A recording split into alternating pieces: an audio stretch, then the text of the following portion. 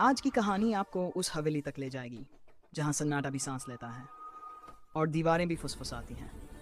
पुरानी हवेली का आखिरी दरवाजा। अंधेरी रात का सन्नाटा जब किसी को घेरना शुरू करता है तो वह सिर्फ आवाज़ों को ही नहीं, इंसान के भीतर छुपे डर को भी बाहर निकाल लाता है। ऐसी ही एक रात थी जब आरव ने पहली बार उस हवेली की ओर कदम बढ़ाए थे जिसके बारे में गांव के लोग कहते थे कि वह अभी भी सांस लेती है। गांव का नाम था नरसूना। घने जंगलों, पुराने मंदिरों और सदियों पुराने रहस्यों से भरा हुआ। आरव शहर से आया एक फिल्म स्टूडेंट था।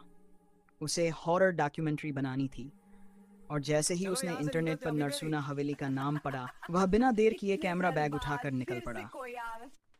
गांव वालों ने उसे रोका था, खासकर बुजुर्ग पंडित शिवदास ने, जिनकी आंखों में हवेली का नाम सुनते ही एक अजीब सा डर उतर आता था।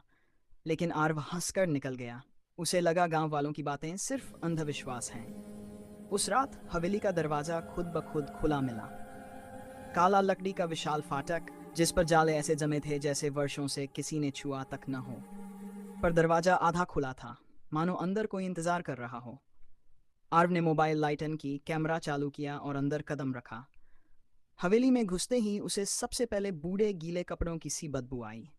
दीवारें टूटी हुई, छतें जली हुई, स्नैप और बीच बीच में हल्की सी धीमी फुसफुसाहट, मानो कोई पास खड़ा होकर सांस ले रहा हो। आरव ने अपने आप को संभाला। रिकॉर्डिंग शुरू हुई। वह कमरे से कमरे घूमता गया। अचानक एक कमरा मिला जो बाकियों से एकदम अलग था, साफ सुथरा। बीच में एक लकड़ी की बड़ी मेज और उस पर एक मोटी पुरानी डायरी रखी थी।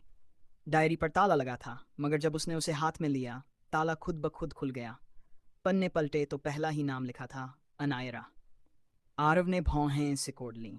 वही नाम था जो सर्च करने पर हवेली की कथा में सबसे ज्यादा दिखा था। एक लड़की जो यहाँ से कभी वापस नहीं गई। तभी अचानक पीछे से दरवाजा धड़ाम से बंद हुआ। हवेली में अब कोई हवा तक नहीं। फिर भी दरवाजा ऐसे बंद हुआ जैसे किसी ने जोर से धक्का मारा हो। आरव ने मुड़कर देखा, कोई नहीं।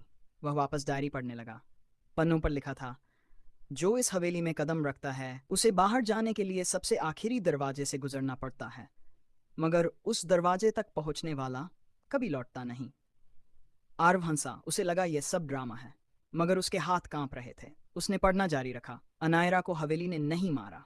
जिसे तुम लोग मौत कहते हो, वह तो सिर्फ हवेली की दहलीज पार करने का पहला पड़ाव है। असली सफर आखिरी दरवाजा खोलने के बाद शुरू होता है। तभी पन्ना खुद ब खुद पलटा। इसके बाद लिपि बदल गई। स्याही गाड़ी जैसी किसी ने खून से लिखी हो। लिखा था, जो पढ़ रहा है वह चुना जा चुका है। आरव का